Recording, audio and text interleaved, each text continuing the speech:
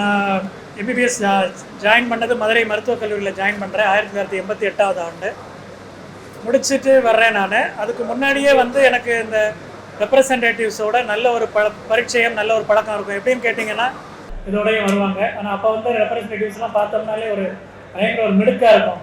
Shoe போட்டிருப்பாங்க, ambassador shoe போட்டிருப்பாங்க, tie கட்டியிருப்பாங்க, நுனி நாக்கில் இங்கிலீஷ் பேசுவாங்க.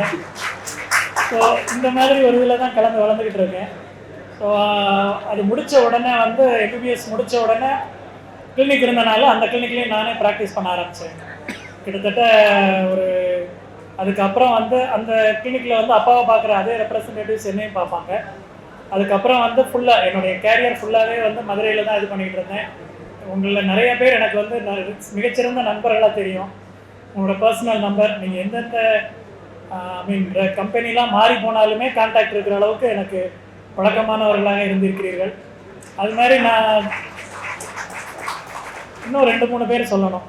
பேர் சொல்லாமல் எனக்கு தெரியல. நான் வரும்போது ஃபஸ்ட்டு டைம் கம்பெனியில் ரெப்ரசன்டேட்டிவாக உள்ளே நுழையிறாங்க, என்னை வந்து பார்த்துருக்காங்க. இப்போ வந்து மாநில அளவில் மாநில தலைவர்களாக இருக்காங்க. ஸோ அந்த மாதிரி உங்களுடனே கூடவே என்னுடைய பயணம் இருந்துக்கிட்டே இருக்குது. இன்னொன்று வந்து உங்களுடைய பணி வந்து எவ்வளோ கடுமையானது அப்படின்னு சொன்னால் தெரியும். ஒரு சில டாக்டர்ஸ் வந்து காலையில் வர சொல்லுவாங்க, இன்னும் ஒரு சில டாக்டர்ஸ் வந்து எல்லோரும் முடித்து ஓபியெல்லாம் முடித்ததுக்கப்புறம் வர சொல்லுவாங்க. அது மாதிரி வந்து நீங்கள் 6 மணிக்கெலாம் வந்துடுவீங்க, இவங்க 9:30-10 மணி வரைக்கும் ஓபி பார்ப்பாங்க, வெளியே இது பண்ணிக்கிட்டு இருப்பாங்க. எந்த ஒரு பணி இதுவுமே இல்லாமல், அதாவது வரன்முறையுமே இல்லாமல் வேலை பார்த்துக்கிட்டே இருக்கீங்க.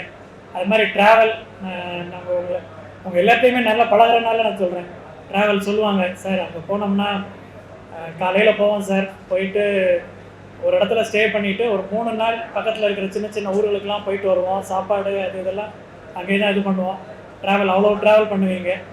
பட் வந்து ஒரு டாக்டராக இருக்கிற முறையில் வந்து உங்களுக்கு வந்து கிட்டத்தட்ட ஒரு நண்பர்களாக பழகிட்டு இருக்கோம். எங்களுக்கு வந்து ஒரு மருந்து வந்து உற்பத்தி ஆகுது அப்படின்னு சொல்லிட்டு ஏதாவது ஒரு இது தெரிஞ்சிடும்.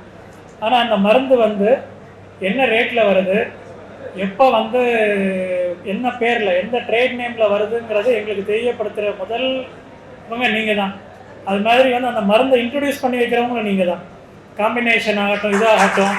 ஸோ இந்த விதத்தில் வந்து பார்த்தீங்க அப்படின்னீங்கன்னா நிறைய நேரத்தில் வந்து ஒரு புதுவிதமான மருந்துகள், நாங்கள் படித்த காலத்தில் இல்லாத மருந்துகள் எல்லாம் எங்களுக்கு வந்து இன்ட்ரடியூஸ் பண்ணி அதோடைய பக்க விளைவுகள், அதனுடைய டோசேஜ் எல்லாத்தையுமே வந்து ஒரு ஆசிரியருக்கு நிகராக வந்து எங்களுக்கெல்லாம் எடுத்து சொல்லியிருக்கீங்க.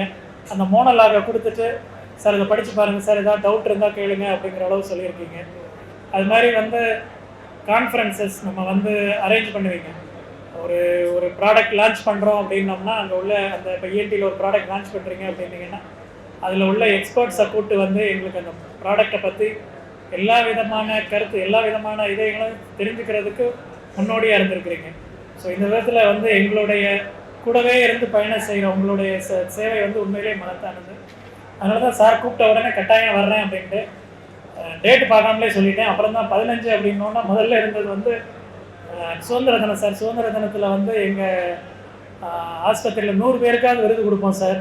100 பேருக்கு அப்படிங்கிறது கிட்டத்தட்ட 3 மணி நேரம் ஆகும், நான் எப்படி வர்றது அப்படின்னு சொல்லி கேட்டேன்.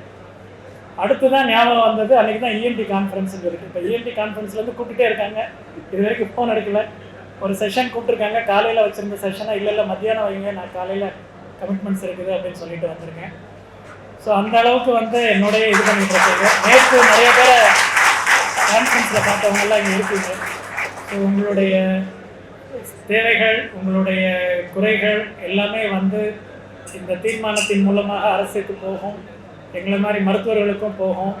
நிச்சயம் வந்து உங்களுக்கு ஒரு நல்ல எதிர்காலம் இருக்குது அப்படின்னு தெரிவிச்சுக்கிட்டு என்னை அழைத்தமைக்கு மீண்டும் ஒரு முறை நன்றி கூறி விடைபெறுகிறேன்.